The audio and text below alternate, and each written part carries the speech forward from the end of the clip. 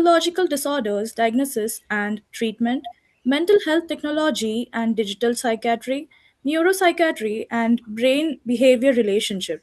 And I would like to welcome Ms. Ameena Malik, University of Florida School of Medicine, United States. The topic is neuropsychiatric aspects and differential diagnosis of catatonia. Let's welcome both of them. Well, good day. It's certainly wonderful to be here and have an opportunity to present an important healthcare topic that doesn't get a lot of attention, but yet has a major impact on outcome for our patients, both in the psychiatric realm as well as in the neurological disease category as well. So again, I'm Dr. Sieg from the University of Central Florida College of Medicine, along with my co-presenter, Ameena Malik from University of Florida College of Medicine. So with that, we'll step into this presentation.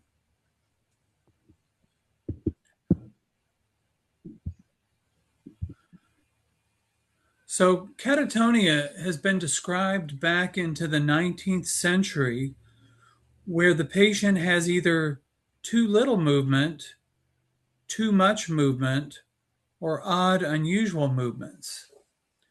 The concern about catatonia is that it leads to a 60-fold increased risk of premature death, which includes suicide. Therefore, prompt identification and management are absolutely imperative. In severe cases, the patient may require special precautions, special interventions to avoid self-harm or even harm towards others.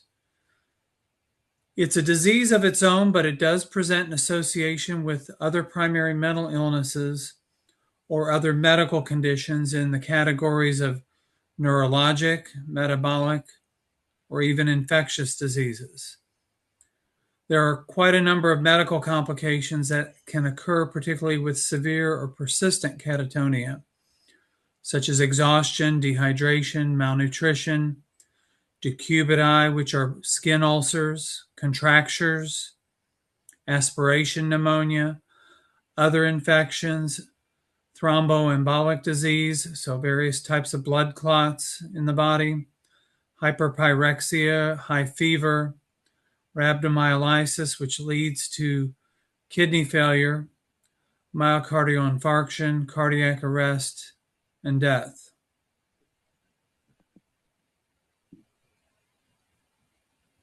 An estimated 5 to 10% of acute psychiatric inpatients have catatonia, and the conditions reported in other acute medical settings.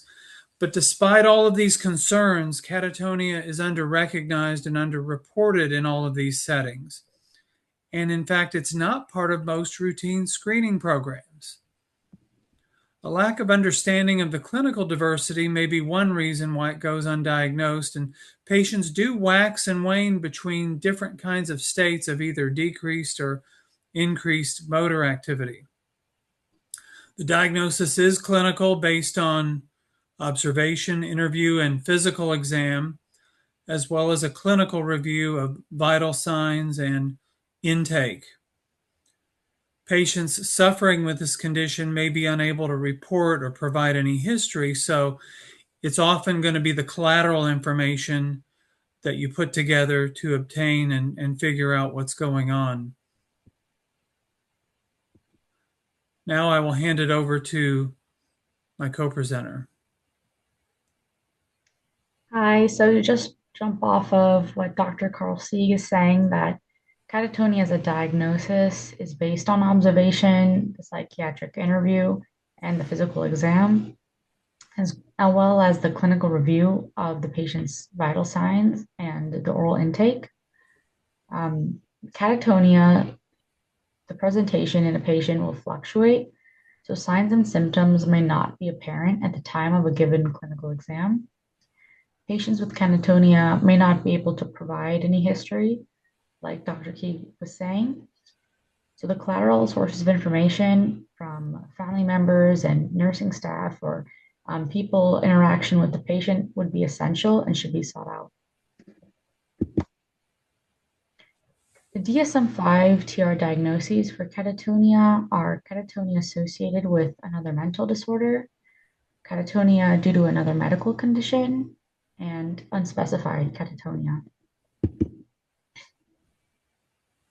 Catatonia associated with another mental disorder has a clinical picture dominated by 3 or more of the following 12 symptoms. One is stupor, which is no psychomotor activity. The patient will not be actively relating to the environment around them. 2, catalepsy, which is a passive induction of a posture held against gravity. 3, waxy flexibility, a slight even resistance to positioning by a clinical examiner. 4, mutism, no or very little verbal responses. 5, negativism, opposition or no response to instructions or external stimuli. 6, posturing, spontaneous and active maintenance of a posture against gravity. 7, mannerisms, odd circumstantial caricature of normal actions. 8, stereotypy, repetitive, abnormally frequent, non-goal directed movement. 9, agitation, which is not influenced by any external stimuli. 10, grimacing. 11, echolalia, mimicking another's speech. And 12, echopraxia, mimicking another's movements.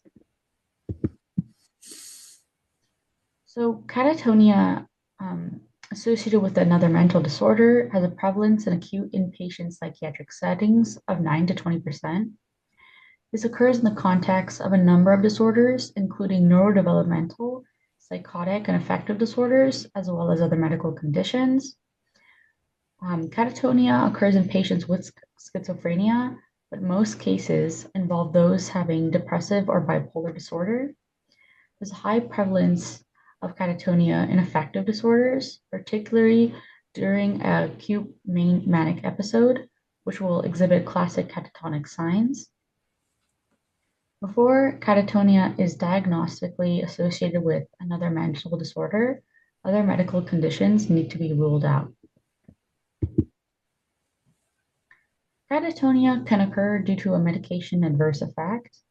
If the patient is currently taking an antipsychotic medication or other dopamine blocking agents, consideration should be given to medication-induced movement disorders. For example, abnormal positioning may be due to a medication-induced dystonia, simple catatonia, or neuroleptic malignant syndrome, as catatonic-like features may be present along with the associated vital signs and laboratory abnormalities.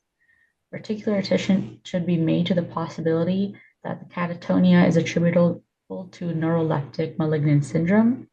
Signs more specific to neuroleptic malignant syndrome include rigidity, hyperpyrexia, high fever, elevated creatine kinase, and depleted serum ferrous iron.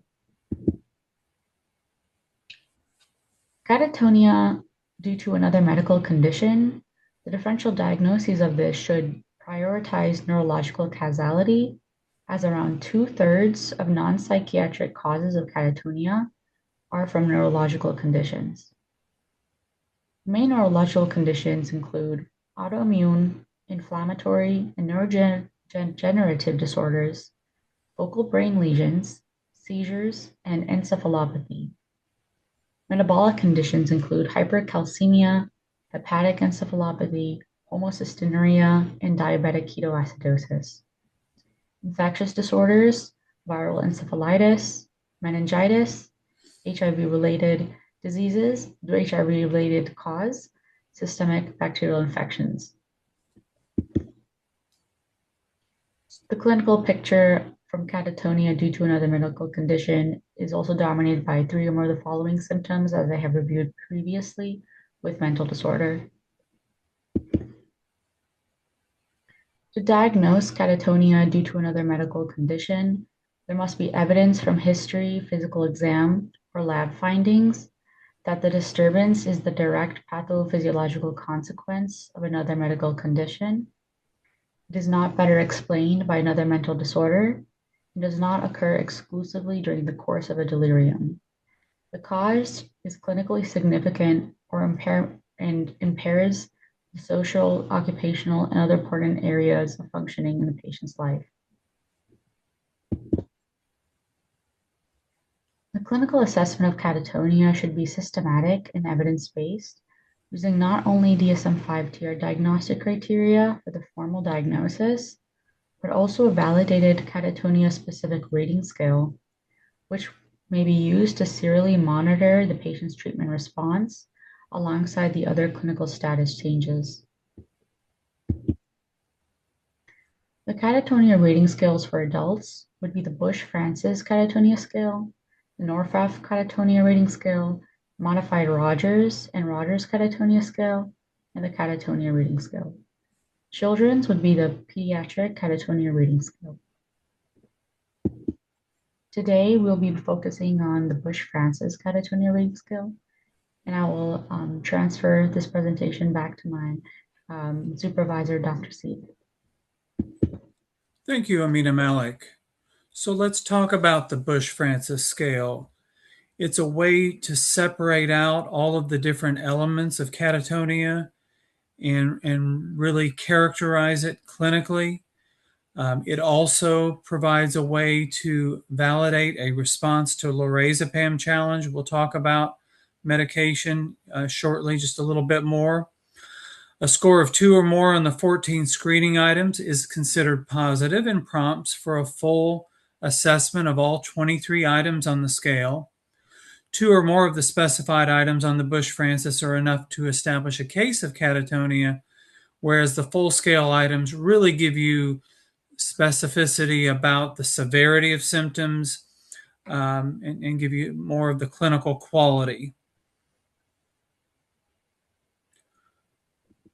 So just to show you those various items on the Bush-Francis, take a look at all these. The first 14 are very similar to what you see in the DSM criteria, and then 15 to 23 are some of the more advanced criteria, some of the more advanced terms.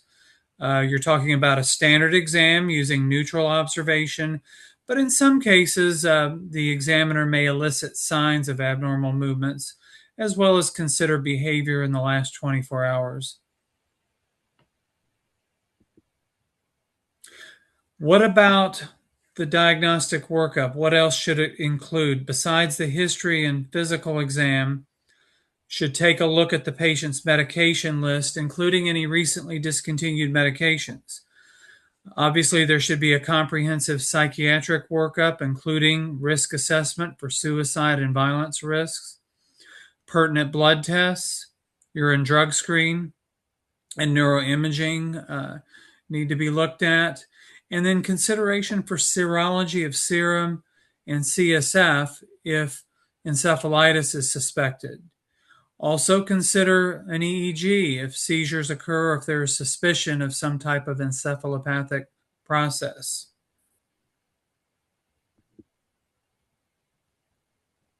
Effective treatment involves identification of the illness to begin with, consideration of the differential diagnosis, and workup of any underlying psychiatric or neurological disorders, medical monitoring and management of any of those various complications I talked about. For prompt treatment, benzodiazepines are first line.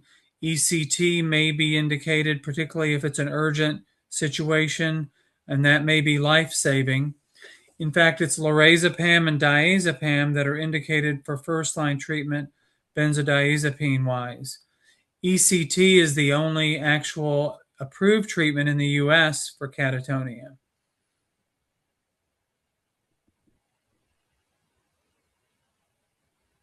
So benzodiazepines, the most literature talks about lorazepam, but diazepam is also effective. Other medications have been used, but there's less data regarding them. If there's no response fairly quickly within 7 days or so, or if features are particularly aggressive, ECT or other pharmacologic augmentation strategies should be pursued. And of course, monitoring for respiratory suppression, basic life support care is important and should be monitored. With ECT, the most effective treatment when medications have failed. There may need to be some cautious tapering of benzodiazepines if the doses have been escalated. It may well be for ECT that bitemporal electrode placement is indicated. Frequency depends on the urgency of the case and tolerability, and we're talking perhaps daily treatments in the beginning. The good news is that response rates are as high as 83 to 90%. And in fact, even beyond the psychiatric based cases, ECT may be the way to go. It is an effective and well tolerated treatment for the organic, more neurologic, and other metabolic based forms of catatonia as well. So, again, we're talking about urgent treatment here when we involve ECT.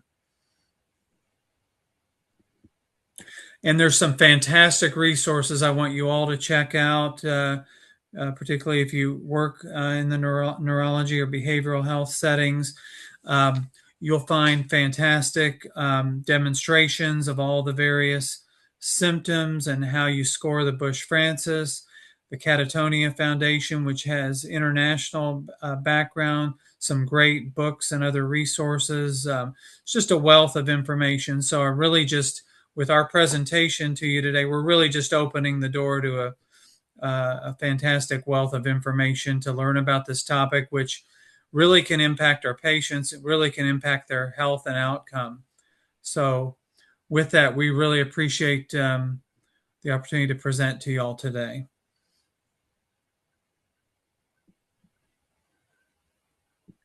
Thank you so much, Mr. Karl Sieg and Ms. Ameena Malik, for that knowledgeable presentation. If any participant has any question, they can raise their hand.